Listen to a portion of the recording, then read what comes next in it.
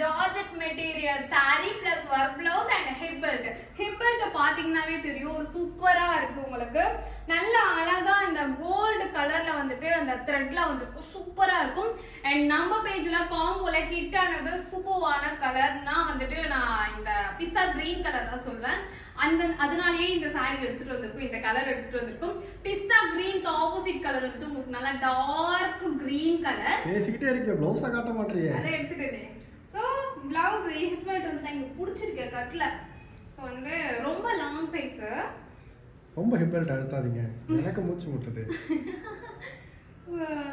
இதுதான் வந்து உங்களுக்கு பிளவுஸ். சூப்பரா இருக்குல்ல?